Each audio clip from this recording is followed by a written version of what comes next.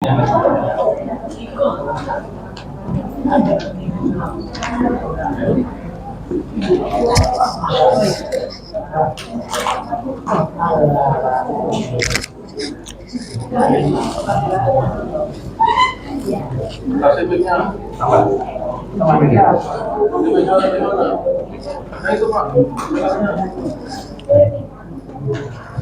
kuat.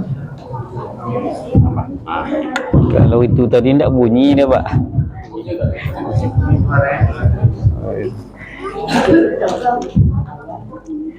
Bismillahirrahmanirrahim.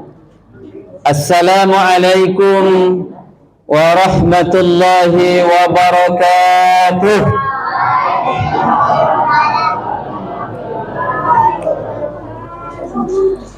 Innal hamdalillah nahmaduhu wa nasta'inuhu wa nastaghfiruh wa na'udzu billahi min sururi anfusina wa sayyiati a'malina may yahdihillahu fala mudilla lahu wa may yudlilhu fala hadiya lahu ashhadu an la ilaha illallah wahdahu la syarika lahu wa ashhadu anna muhammadan 'abduhu wa rasuluh la nabiyya ba'dahu.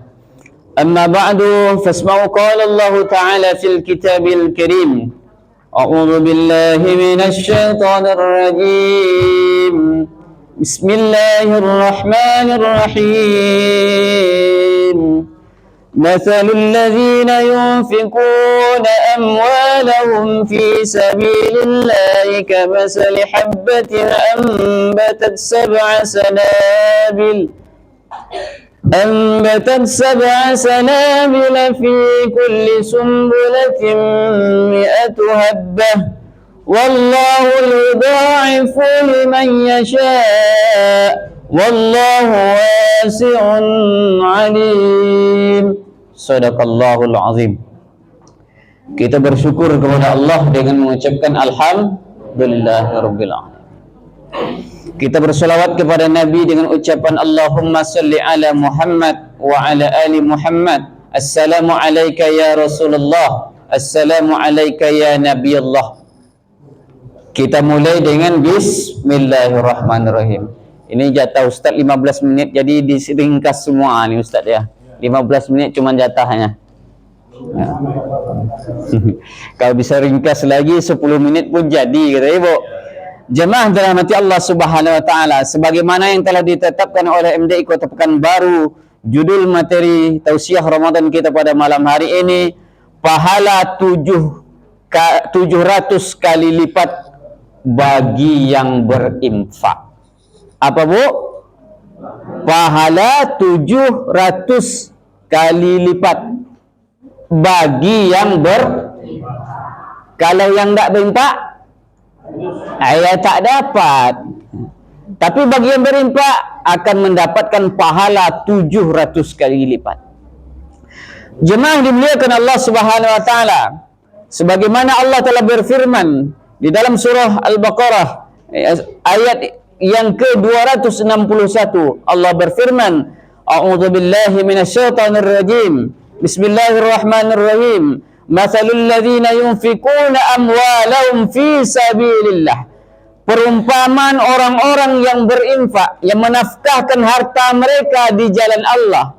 Kata Allah perumpamaannya kamatsali habbatin, seperti biji, satu biji.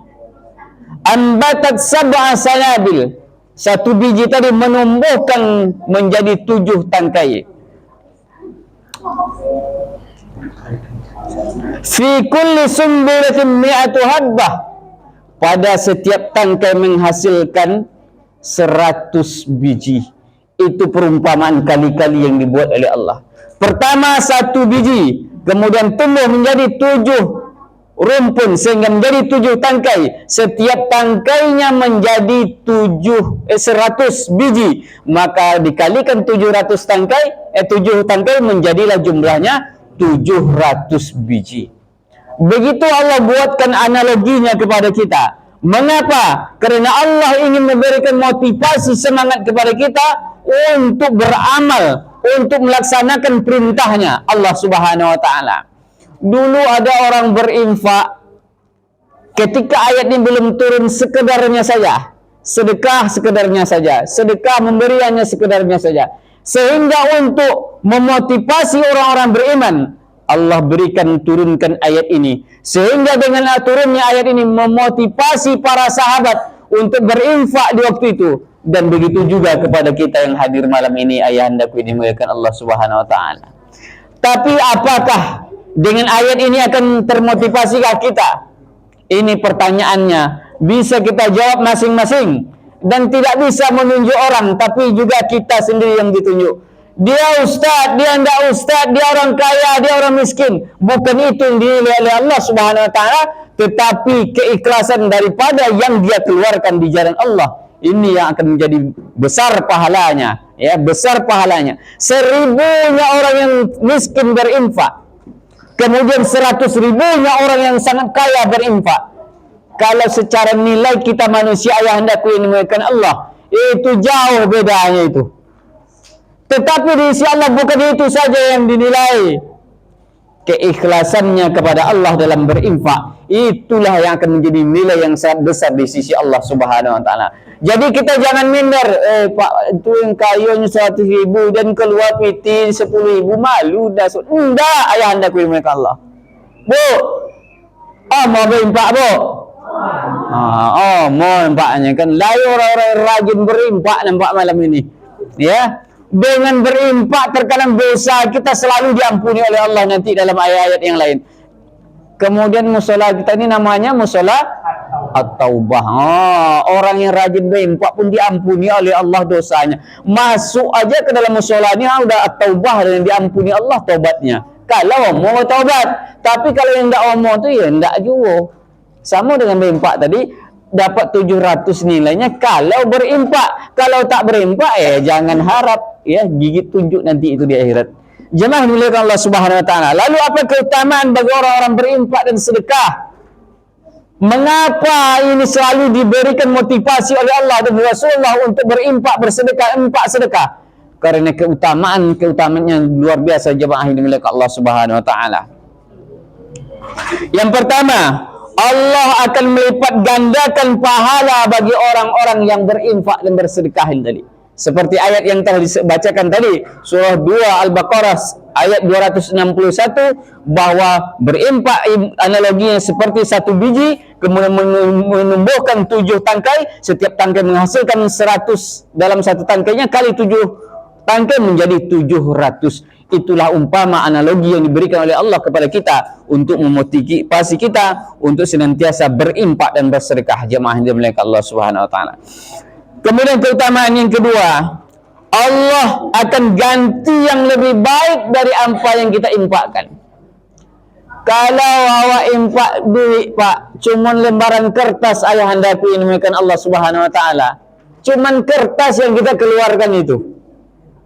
Kalau dibandingkan dengan sahabat-sahabat dulu, emas yang dikeluarkannya, ya, kemudian seluruh hartanya, kebun kurmanya, ya. Kalau awak kini kalau ada kebun sawit, ya, kalau untuk berimpak kebun sawit hari ini sulit, jarang ditemukan, ya, jarang ditemukan. Tetapi sahabat-sahabat Nabi waktu itu sanggup mengeluarkan hartanya, bukan cuma uang, tapi emas, kemudian kebun kurmanya dia keluarkan untuk jalan Allah Subhanahu wa taala. Sanggupkah kita hari ini untuk mengeluarkan ini seperti para sahabat dulu? Maka jemaah yang dimuliakan Allah Subhanahu wa taala, ini sulit, ini sangat sulit. Hanya bagi orang-orang pilihan Allah yang sanggup untuk melepaskan itu harta-harta yang diberikannya. Saya pengalaman pribadi rekan dulu sana, ada 5 kebun. Lalu satu kebun cuman setengah hektar, kata saya sama orang mertua saya, "Bunda, keluarkan ini setengah hektar diberikan kepada masjid." Kebetulan ada Masjid Al-Misbah, nama Masjid Al-Misbah namanya, dikhususkan setengah hektar itu untuk pembangunan masjid itu, dan mudah menjadi masjid hari ini. Alhamdulillah berkembang harta itu. Ternyata dilipat gandakan oleh Allah. Ya, ternyata diberikan Allah lebih baik dari hasil rezeki yang diberikan oleh Allah. Mendapat lagi 5 hektar kemarin itu, ayahandaku yang dimuliakan Allah Subhanahu. Mohon maaf saya ini bukan ria, tapi janji Allah itu pasti terhadap orang-orang yang beriman. Maka bersemangatlah kita untuk berinfak, bersemangatlah kita untuk bersedekah, sehingga janji-janji Allah itu akan terlaksana dengan sebaik-baiknya. Jemaah dimuliakan Allah Subhanahu wa taala. Yang ketiga, sedekah bisa meredam murkanya Allah. Ketika kita melakukan kesalahan-kesalahan, dosa-dosa yang sangat banyak, maka banyak dosa yang kita lakukan dengan berinfak, dengan bersedekah itu Allah akan hapuskan dosa-dosa kita. Banyak dosa, Bu. Oh, mak itu ya deh. Harus banyak bersedekah nampak ini. Ya, harus banyak bersedekah. Kalau tak banyak bersedekah, ya. Inna sadaqatu la tudfi'u ghadab rabbi. Dengan sesungguhnya bersedekah akan memadamkan murkanya atau marahnya Allah Subhanahu wa taala. Kalau awak kena marah lalu dimaafkan kesalahan awak tadi oleh Allah, ayah hendaku dimuliakan Allah, itu luar biasa senang hati. Tapi orang tua kita tidak selalu begitu aja memaafkan. Ada cara-caranya. Ada sesuatu yang kita lakukan baru dimaafkan oleh orang tua kita. Begitu juga dengan dosa kita yang kita lakukan. Ketika kita melakukan kesalahan, dosa kepada Allah, maka dengan berinfak, dengan bersedekah, Allah akan menghilangkan kemurkaannya kepada kita. Jemaah yang dimuliakan Allah Subhanahu wa taala. Kita lanjutkan yang keempat, disediakan surga atau ada suatu pintu di surga bagi orang-orang berinfak dan bersedekah. Rasulullah SAW bersabda, "Wa man kana min ahli sadaqah, du'iya min babus sadaqah." Dan barang siapa yang ada menjadi ahli sedekah waktu di dunia, bersuara orang miskin sedekah, ketemu orang susah sedekah, ketemu orang yang membutuhkan, memerlukan, dia sedekah lagi, maka nanti kata Nabi di akhirat, ya, ada khusus suatu pintu baginya, yakni disebut pintu surga itu dengan babus sedekah. Pintu apa namanya, Dinda? Pintu sedekah. Rajin-rajinlah sedekah. Dilatih dari kecil ini. Kalau tidak dari kecil kita, ya, kalau tidak dari kecil dilatih untuk bersedekah, sulit mengeluarkannya. Tapi kalau sudah terbiasa dari kecil sedekah itu mudah aja. Ada seorang orang tua, saya dilihat waktu di Rokan Hulu dulu. Setiap Jumat ayahnya mengajarkan kepada anaknya untuk sedekah. Nak, nanti kalau lewat kotak infak, sedekah nak. Infak nak ya, ini duitnya. Diajarkan ayah hendaku ini muliakan Allah Subhanahu wa taala. Setiap kali pergi ke masjid dikasih anaknya duitnya. Terbiasa, lalu terus setiap hari ketika tidak diberikan orang tuanya duit, dia tanya, "Ma, saya enggak ada duit untuk sedekah infak nih, Ma. Minta duit, Ma." Dimintanya. Mengapa? Karena sudah jadi kebiasaannya. Dan kotak infak itu yang dapat dimuliakan Allah, ini tidak akan berisi kalau awak senyum-senyum je lewat kotak infak, awak senyum je nengoknya kan. Itu tidak akan berisi tu lah. Tapi kalau lewat kotak infak, dia osok kantong awak, kalau ada piti, masukkan ke dalam itu. Pilih pitinya kan, kalau adonan merah, mantap. Yang warna biru, mantap juga. Di bawah itu warna hijau 20, suatu agak ungu sikit, masuk 10.000. Itu pun jadi juga. Tapi kalau lewat kotak infak, cik senyum, ya awak macam itu kan. Tapi ada awak lewat tu, kawal Messi. Maka jemaah dimuliakan Allah Subhanahu wa taala, rajinlah bersedekah. Orang-orang yang senantiasa bersedekah di dunia ini akan dikhususkan nanti oleh Allah pintu surga untuknya, disebut dengan babus sedekah. Jemaah dimuliakan Allah Subhanahu wa taala, ini waktu ya habis pres ya. Sebenarnya banyak hadis dan ayat-ayat Nabi, hikayat-hikayat yang perlu disampaikan lagi, tetapi waktu saja yang membatasi di antara kita. Jemaah dimuliakan Allah Subhanahu wa taala. Terakhir, yang kelima,